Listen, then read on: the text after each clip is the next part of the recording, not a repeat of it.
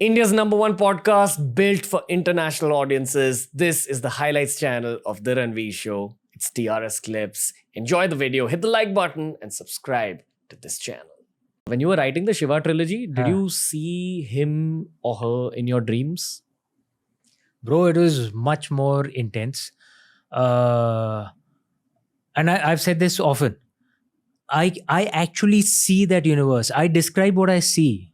It's not my imagination in my books. I've written 10 books, okay, over 12 years. And my books are relatively long. You've read them. They're 400, 500 pages. They're all interconnected, man. Like the Shiva trilogy, it was, 3 books interconnected. Ramchandra series is a 1500-year prequel to the events of the Shiva trilogy. There are things which I wrote in Immortals of Meluha, which was published in 2010, which have been tied up in War of Lanka, which is published now, 2022.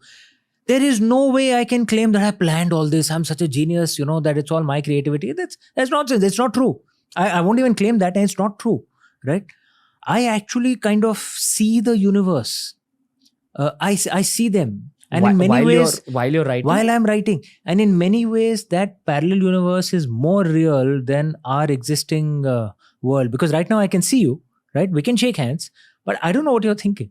I can't feel your emotions, right? But in that parallel universe, it's like I'm a fly on the wall, but I can feel their emotions. I can hear what they think. I can see them. And in my books, essentially, I describe what I see. Yeah. You'd done this podcast with Vishal Gonda also way back. And that's where the first time I got to know of you outside of your books. And that was my first instinct towards having you on this show as well. You spoke about the intuitive net, that all knowledge exists around us and we're pulling out pieces of creativity and knowledge from around us. And it made so much sense to me. And that was the first time I'd ever heard that. And I'd always felt that way, but I'd never heard someone else articulate it that way. Could you articulate it once again? I've made you do this on this show only. No problem at all. Look, the left brain, right brain theory, right? And our modern education system is completely geared towards the left brain, the rational brain. I'm not deriding it. It's important, right? But our ancient Gurukul system, the Pathshalas, didn't just focus on that. They focused on the right brain as well, because that's a seat of creativity. That's a seat of instinctive learning. That's a seat of the goddess. And there is no kind of step-by-step logical process. It's a path of the goddess, right? You kind of just, it's a bit like, you train that muscle and the blessing just comes, right?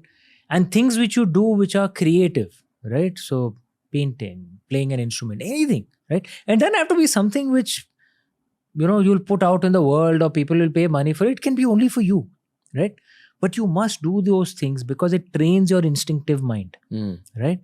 And do you think prayer is one of those exercises? Prayers is one of those things. Meditation, pranayam. Our ancestors believed all that trains the instinctive mind. To catch things from the intuitive To catch those.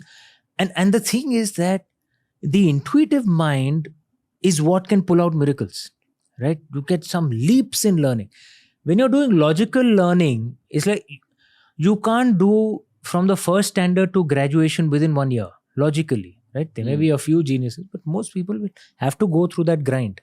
But when you're doing instinctive learning, it's just, like for 30 years, there'd be nothing. And then suddenly in 1 year, you've learned enough for 60 years, right? Because it's a path of the goddess. It's just the way it is, right?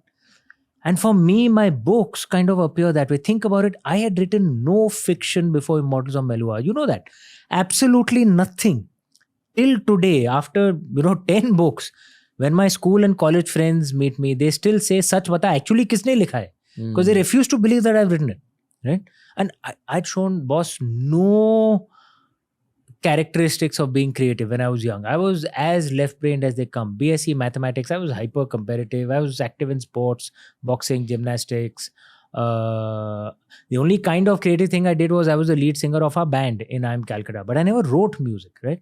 So it was never the right brain. And then suddenly Immortals of Meluha comes and I have 10 long books, in 12 years. If someone had told me this 20 years ago, I wouldn't have believed it, that I would do this. Why do you think Shiva chose you? I don't know, man. I think he tends to pick those who need him the most, I guess. I certainly feel I'm not worthy enough for it. I certainly feel that there are many writers far better than I am with far better talent. Why I got picked, I don't know. Why I received this blessing, I don't know. You think I'm about just this? lucky. Yes, especially because because there's this thing in my mind all the time that I need to honor this blessing, right? Because it is a blessing. I don't know where it comes from, right? And if it's a blessing, it can stop anytime, right? So I need to get as many of my books out before the blessing stops. And Why do you think it'll stop? because I can't explain where it comes from. And and there was this phase in my life where people keep asking writer's block. I've never faced writer's block, okay, except once. These 10 books, like I said, relatively long books, relatively intense books, right?